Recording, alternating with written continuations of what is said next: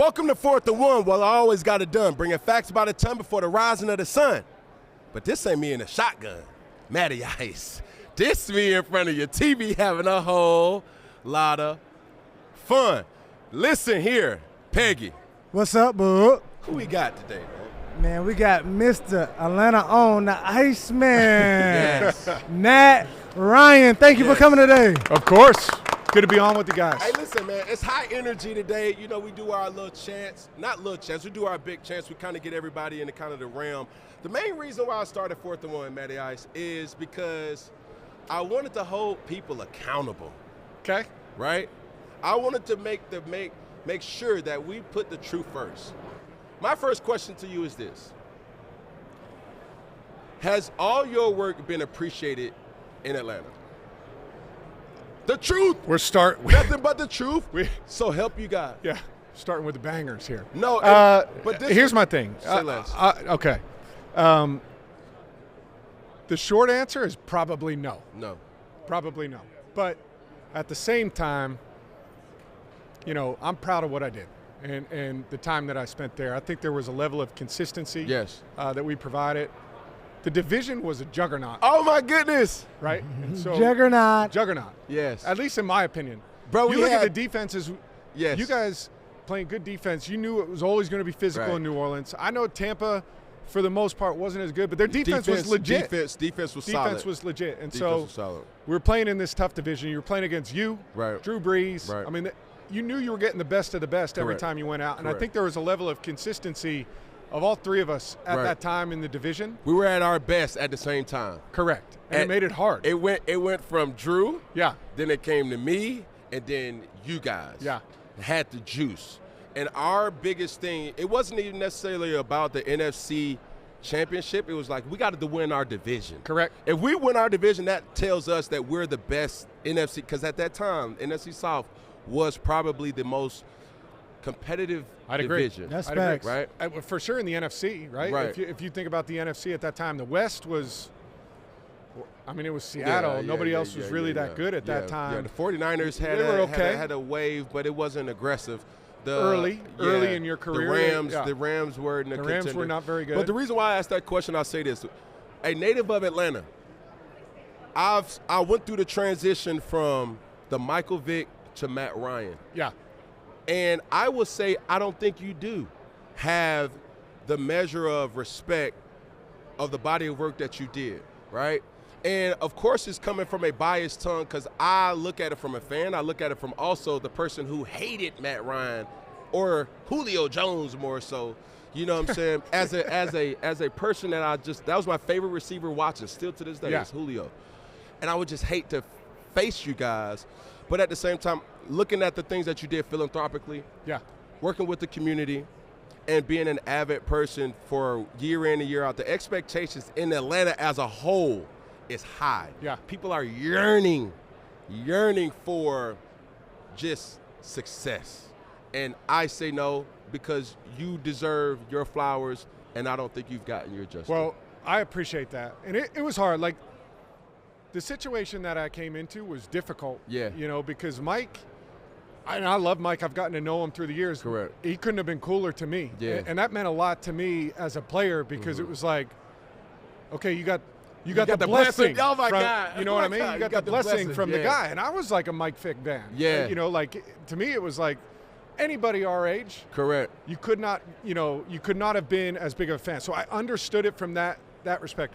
My game was different, though. Correct. Right? My game was not that. It was more like the point guard, you know, distributing. Right. Kind of getting the guys involved, getting it going. I felt like I could always make plays that I needed to make. Right. My legs were a little bit better. They weren't great, but they were good enough, you know, that I could make plays with them. But my style was different. And but it meant a lot to me that Mike was cool about that. I'm glad you mentioned, though, kind of the philanthropic work of Atlanta because – you know, we choose to live there. I'm not a native, but I came to it, and I understand, you know, being there for so long, what a cool place it is. Right. And we started ATL, so Advanced Lives, after George Floyd, right? So all of this crazy stuff that was going on, I'm sure you sat in team meetings that you had to respond to, and I sat in them.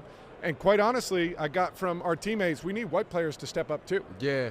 And the cool part to me in Atlanta is that I think it's the place that we can do that. Yes. Right? Yeah. Where it's not about black, white, or whatever. Right. It's about everybody understanding what's actually going on and how we can create more opportunities for kids that need it in the city of Atlanta that are specifically black. I would tell you this, and I always have like white counterparts or Caucasian counterparts, and we're not expecting nothing other than empathy. Right. Just to understand. It's like you tell people what it's like living in America with this biasness, and it's like right now how I'm wearing my hair. Cam Newton could wear that, but what about Jaquez Martin, you know what I'm saying, a random in Atlanta who now relates to Who's me 13 or 14. You see what I'm saying? Yes. And I'm not expecting Matt Ryan to understand what it's like growing up black. I'm not saying that. But when I was in the locker room and we had these conversations, or this time period that was very sketchy in the NFL, because it was like, you got to choose a side, or whatever. And it was just like, bro, I just want to tell you about my struggles as a black man. Yep. You know what I'm saying? I'm not sitting up here trying to tell you, like, you know what, that shit sucks. Yeah, of course it sucks, but at the same time, it's like the empathy to, I see how you feel. I see how you can feel a little triggered when you see the police officers. I see how you can feel triggered about certain things, but I've always felt like our experiences as teammates were always similar in the locker room. Right. But when I left the building or you left the building, our experiences were very different. Wow. And to not acknowledge that, I don't understand that, right? Because to me, you're just not listening. Absolutely. Like you said, and I wish the world was a lot more like a locker room. Yeah. Where it's uncomfortable conversations happen. It happens. And people are real. They're very unfiltered. Right. But at the same time, they're honest. Yeah. And I think that part is really cool. Like, the world would be a little bit better off if it happened a little bit more like a locker room. I just have to ask you this question as we kind of transition into the flow of questions. It's 3rd and 6. 3rd and 6. Right? You're down by 4. Down by 4, okay. You get an 11 hole, 11 robber, whatever. You have Tony Gonzalez. Yeah. And you have Julio Jones. Yeah. Julio. Can't go wrong either way. No. Who's getting the football? Well, if it's robber, you're saying that guy's coming down to the middle of the field. I got one-on-one on my ex. Come on, break Big it down, Julio's man. going deep, right on top. We're throwing the goal ball. I'm going to take it. I'm gonna take it. Now, if it's zone coverage, yes, sir. Tony G eats up zone coverage in the middle of the field. He was a problem. His IQ, unbelievable. And it was this crazy thing, and I'm thinking about it as I'm remembering. He would do this pirouette, and then the triple threat. He would catch it, and then he would spin off. Yeah. It was almost like, boom, I'm catching it out, but I'm gonna face up. Yes. Like that way, right? He always squared people up.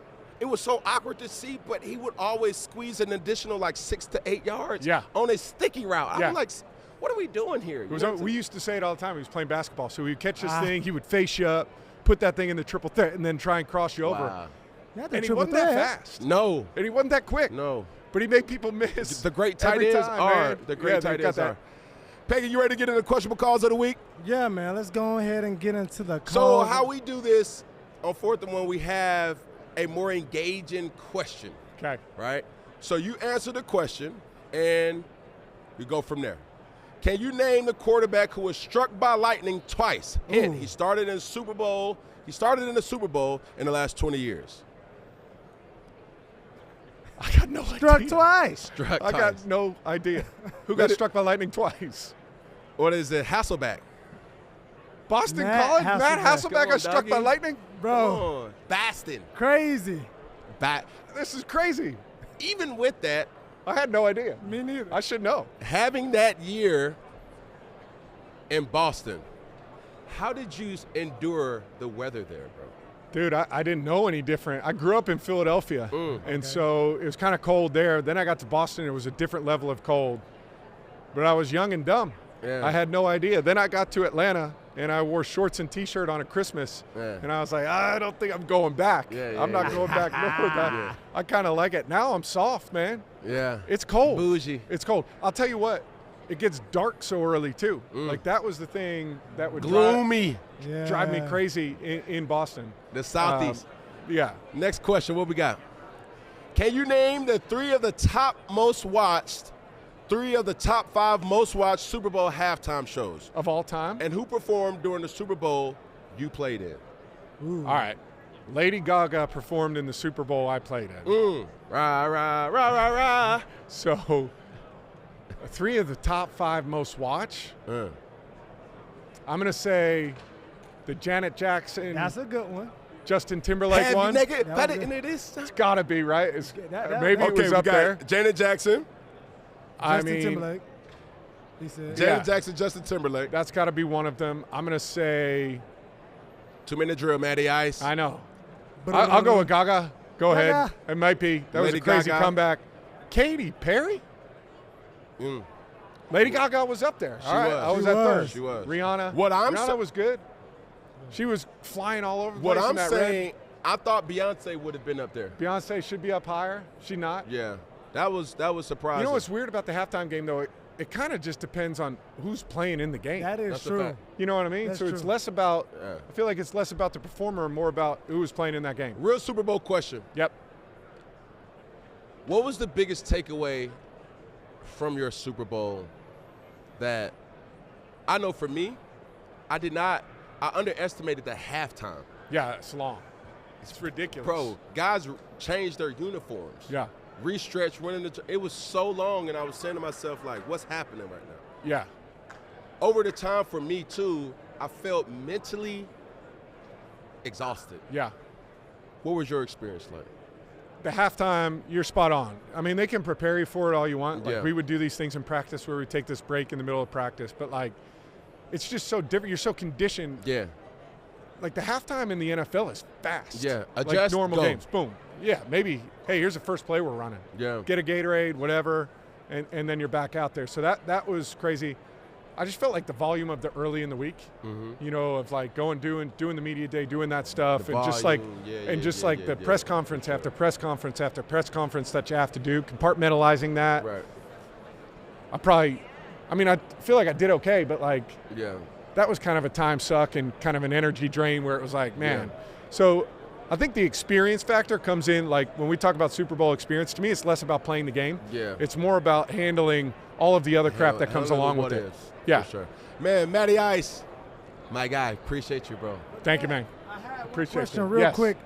I know you have some things going on with ALS. Yes. Ice Bucket Challenge. Just tell us a little bit about that. All right. So that Ice Bucket Challenge went viral 10 years ago, which is wild that it did. But the reason it's important to me, one of my buddies at Boston College was Pete Frates, who was instrumental in starting the Ice Bucket Challenge, suffered from ALS, saw what the disease did to him, how it affected him, how it affected his family, but also saw what a champion he was for trying to raise awareness, raise research for ALS. And so here today, kind of spreading the word on, hey, we did a great job at the beginning, but we got to keep it rolling. Keep it going. We got to keep it going. You know how it goes in these type of things. It's the follow through. It takes time to find the cure, and so trying to keep that awareness up, trying to keep it rolling, and hopefully we can do a good job with it. Man, appreciate you, brother. Cam, you're the best. Man, listen, hey, before we get out of here, you gotta lock in with me. Can you follow instructions? Can you take coaching? I am. All right, here we go. Coachable. One hand out. When I say all together, you're gonna say one love. Okay. All right, one finger, one pinky, one thumb, all together. All love. One love. Oh, one love. My bad. No, I can't. He's uncoachable. I'm uncoachable. I'm uncoachable. One love. Appreciate you.